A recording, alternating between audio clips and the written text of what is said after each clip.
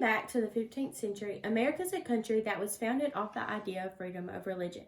Our forefathers came to America seeking a place where they could practice as they believed without any rule of government or anything else. From Catholics to Lutherans to Puritans to Pilgrims, everyone is open to believing as they pleased. For this reason and many more, it is saddening to know that America has backtracked over the last few centuries and is now a place where people live in fear of professing their true faith. For atheists, this means fear of professing their lack of faith in a higher being.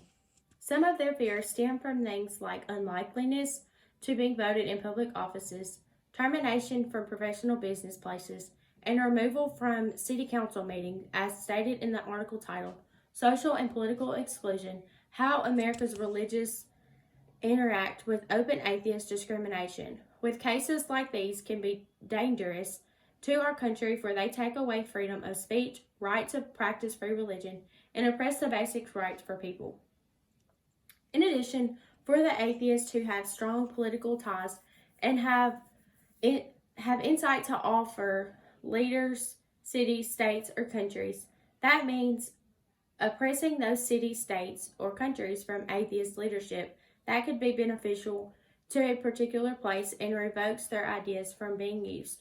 Furthermore, statistics in a given article titled Anti-Atheist Bias in the United States Testing to Assumptions states that in a study regarding secularism and non-religious, 14 participants indicated that they did not know or understand the word atheist. Often, the people who are being discriminatory do not know what they are discriminating against, do not understand it, or feel that the stability of their own religious beliefs and ties. In regards to atheists, they are often capable of demonstrating higher levels of knowledge about religion than most other religious groups. In a social setting, when people hear the word atheist, they automatically become on the defensive side rather than trying to understand how or why of a person's faith. Atheists were at a point about follower of a particular religion, but circumstances may have changed in their lives that did demonstrate the saving power of God and cause them to turn away from religion. For the world, politics, society, and individuals to openly discriminate against something that they do not fully understand is saddening, oppressive, and an issue that needs to be confronted. In regards to the treatment of non-religious beliefs by religious believers, I am appalled by the findings in the studies done by Matthew R. Miles in the Department of Social Sciences at Brigham Young University. His studies show that religious people were 10 to 15% less likely to help a professed atheist with a normal day-to-day task that a non-religious person was. As a professed Christian, I can adamantly say that statistic is saddening to read and only furthers atheists' reasons to not want to believe in a higher power. This statistic also completely contradicts the popular love the sinner, hate the sin mentality that people claim to live by. In high school, I attended class with a girl that openly stated that she was an atheist. She was always on the defense side when the topic was brought up. She would listen to my classmates who I had gone to church with. They would always get into an argument and they would criticize her beliefs. In the end, her feelings would be hurt. I would later come to notice that she would be alone everywhere at school. I discriminated against her in my own way by not taking up for her. I felt guilty of this. We all furthered her disbelief and reasons for not wanting to believe in the God that we did. On the contrary, preventing someone from running for an office because of their religious affiliations is unconstitutional. However, it is protected by law in several southern states. Although the South consists of predominantly Christian states, people should have the right to hold office whether they are religious or not.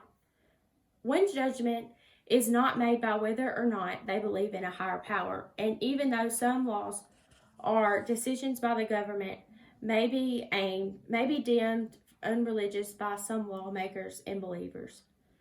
A decision cannot be compromised by faith. It is for the better for the country as a whole. Others can even argue that a religious lawmaker may become clouded by his own beliefs, that he would not be able to make a decision that was for the betterment of a country. Discrimination against atheists when running for a political office is an issue that should not exist, should not be considered when voting, and should not prevent one from holding office. After all, separation of church and state was put in place to prevent such issues from arising. Moreover, discrimination against atheists should not exist in the world of business and employment. Granted, one cannot be an atheist and a church secretary or treasurer. However, I doubt that would be the place an atheist would seek employment. In a professional business setting, an interviewer should not question one's religious affiliations, nor should an application ask for one's professed religion if the status of one's belief would not have effect on their ability to do or complete a task. It is irrelevant. In addition, when filling out college applications, they all asked me what my religious preferences were, even though none of the university or institutions that I applied for were religious universities. Later, during orientation, I asked a school staff worker what the purpose of that question on my application was. The response I received was to know and to maintain a certain percentage of each group on campus. By groups, she meant Baptist, Catholic, Methodist, atheist, or Jews. As a student, I almost took offense to this because whose right is it to decide whether or not someone is worthy of attending a university strictly based off their religious affiliations? One's religious professions should not influence their employment or unemployment from a business place, and atheism should not be looked down upon in any business place. If anything, atheism would prevent bias when dealing with others in public businesses if a religious conversion were to arise.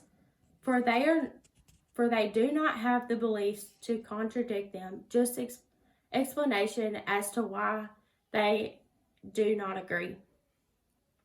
To conclude, our forefathers traveled great distance and overcame many obstacles so that we may all have the freedom to believe as we please. Later, constitutional amendments thought freedom of religion was important enough to be added to the Constitution. Discrimination of atheists is then unconstitutional, disrespectful, and should not be tolerated in any sense. The dangers that are presented when the oppresses of another's faith is much more dangerous than an atheist working at a law office, running for sheriff, or listening in a city council meeting. Although I have not experienced this kind of discrimination myself, I witnessed it firsthand and disagree with it strongly. It is argued that one's belief of atheism can be hidden if they want it to. It is not vitally discriminated against because of this, such as skin, color, and racism maybe. But how can one be expected to hide part of what makes them who they are? Let's end discrimination of atheism once and for all, and maybe take away some of their reasons and beliefs.